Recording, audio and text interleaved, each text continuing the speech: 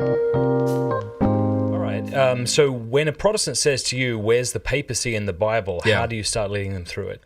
Right. Okay. So I begin by just talking about that typology between David and Jesus, and I'd say, okay, let's look at the Davidic Covenant here. All right. And so in 2 Samuel chapter 7, we see that God through I think it's the prophet Nathan, is giving all of these promises to David. And these aren't conditional promises, right? So it says that even when your son sins or fails and is corrected by the rods of men, my love, my patience will not leave him, okay? So some people have made the objection that the Davidic covenant is conditional and not unconditional. No, this is going to happen no matter what.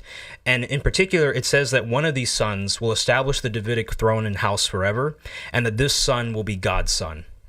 In the New Testament, that's clearly fulfilled, and especially in Luke chapter 1, verse 32 to 35, it's explicitly laid out that Jesus is the foretold Davidic heir who's going to establish his father's kingdom forever. And it describes both God and David as his father to just kind of sweeten the deal, you know what I'm saying? And even Matthew's gospel makes such a big deal of Jesus being the heir of David. Okay, so then at this point, then I'd say we agree then, okay, that Jesus is the son of David. He's going to rebuild David's kingdom. And they're like, yeah, okay, I agree to that. And then I'll point out to different passages, where Jesus is called the son of David.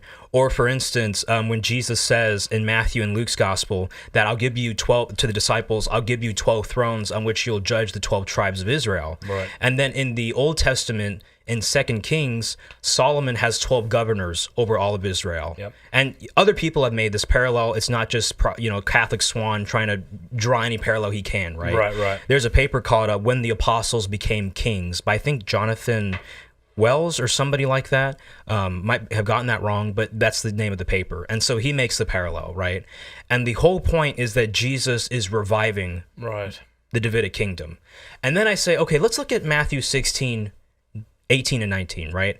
So this is the famous declaration at Caesarea of Philippi, where Jesus says to Peter, thou art Peter, and upon this rock I'll build my church. The gates of hell will not prevail against it. I will give you the keys of the kingdom of heaven, and whatever you bind on earth shall have been bound in heaven. Whatever you loose on earth shall have been loosed in heaven. And I say, and then I point out, okay, I mean, there's several different directions I can go at this point, right? At this point, let's do the objections to the rock thing. Can we do that? Oh, real sure, quick? yeah. Okay, you are so Peter upon this rock, right? So some Protestants have made the objection that the rock is Peter's faith, that the rock is Peter's confession, or the rock is Christ. Jesus himself, right? And so this objection has effectively been buried in scholarship. It's been the consensus since the 1970s that Peter, the person of Peter, is the rock of Matthew 16:18. This is explicitly stated in Charles Talbert's commentary, his Pieta commentary on the Gospel of Matthew. He points out that at least back to, I think, Charles Burgess in 1976, the quote is, the opinion has shifted towards the identification of the Petra as the person of Peter rather than Christ or Peter's faith. Okay, so the 1970s, this is already gaining steam, and then in about in 1985, the Encyclopedia Britannica finally definitively states, yeah, the majority of scholarship now today accepts that the person of Peter is the rock of Matthew 16:18. And if anyone's familiar with Abingdon Press's The New Interpreter's Bible Commentary, specifically Leander E. Keck's commentary on Matthew, or Keck E. Leander, he states, and I think this was published in the late 90s, that the consensus, or early 2000s, the consensus is still that the person of Peter is the rock of Matthew 16:18. Okay, so on what grounds is there this consensus, right?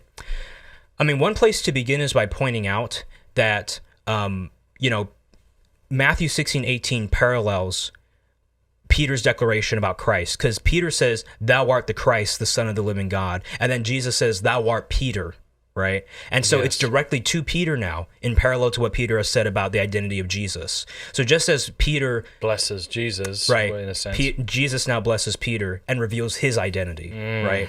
And so at this point then, in the Greek word that Jesus uses is taute. Now, I'm not saying that Jesus spoke the original sentence in Greek, but at least in the Gospel of Matthew, right? So taute in Strong's Greek, I believe it's 3778, it means this, and it means same. Right, so when you're going to say, for instance, in the beginning of Matthew's gospel, it talks about how Joseph had a dream, right, about the Blessed Mother and how it was okay to be married to her, right, even though she was already with child. It says that Joseph pondered these things, and I think the Greek word there is tauta, right, which is a variation of taute in the plural. And so it means, when it says these things, it means the same things that were referred to before. Elsewhere in Jesus' gospel, in the Gospels, when Jesus mentions, for instance, the law of Moses, and he says, if you break any one of these things, he uses tauton there, right? And so in each of these instances, taute is used to convey that the same thing previously referred to is carrying over. Okay, so now in the Greek, Jesus is saying, thou art Peter, and upon this rock, same taute. Okay, so in the Greek, the word is Petros and Petra, right? If Jesus spoke Aramaic in this particular passage, it would have been Kepha. So there would have been no distinction.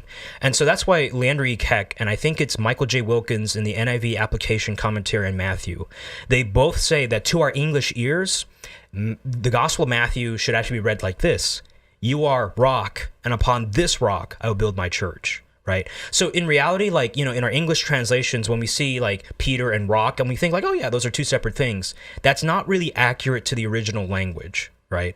And this is not just Suan saying this. Right. And so who was previously called rock?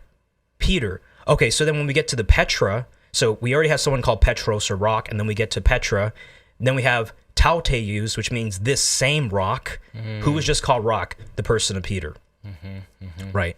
And so this is a very simple point, but for those who are unfamiliar with why Petros and Petra were used instead of Petros and Petros, just very briefly. Yeah, okay. And so this is also recognized by scholarship as an insignificant difference.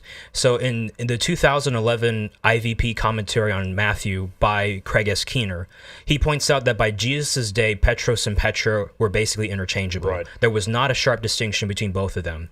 And I think even Oscar Kuhlmann, the famous Lutheran scholar, he says that this is really a distinction. It's a poetic distinction at most. It's not that major.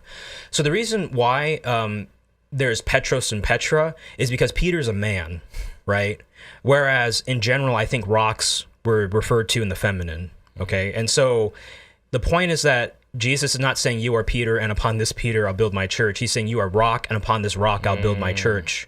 So the rock is gendered for Peter, but then when he refers to this rock, he's just using the rock, right? The word rock without a gender for it, with the feminine gender. But that's not a significant difference at all in terms of the original language, and scholars know about this anyway.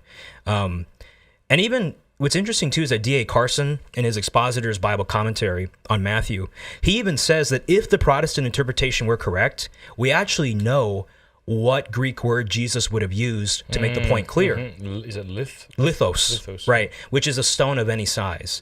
And Carson points out that Jesus precisely doesn't use lithos to preserve the pun between Peter as rock and the rock of 1618, right? Jesus is using a pun on Peter's name. And so, that's just some of the evidence there, right? But, it gets deeper, too. So one of the things that scholars look for is, if there's a phrase in the gospel, is there something around the same time period where maybe someone's called rock, or maybe this is used elsewhere, right? So we know that... let's see here. We know based on a later midrash, and a midrash is a rabbinic commentary on the scriptures, specifically on Numbers 23:19. It's called the Avraham Petra midrash.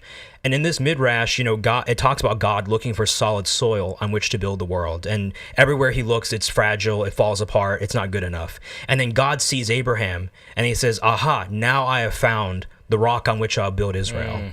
Okay, so Abraham is called rock. Abraham is viewed as the foundation of the Jewish people. And then you look and you see that in the Thanksgiving hymn scroll of the Dead Sea Scrolls, it mentions the fact that the Jewish people are built on a rock. Okay, and then finally, in Isaiah 51, 1-2, it says, I think it's Isaiah talking to the people, and he says, look to the rock from which you were hewn and the quarry from which you were dug.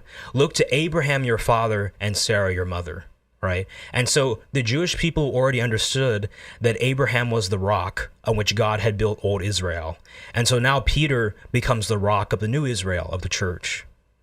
And so there's that parallel there. It's recognized by scholars. You can't miss it. And even Charles Talbert, in his commentary on Matthew, he points out that this is precisely what has convinced the vast majority of New Testament scholars to form the consensus today that the Petra of 1618 is Peter.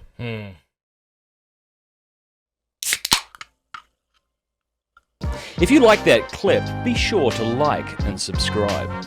Cheers.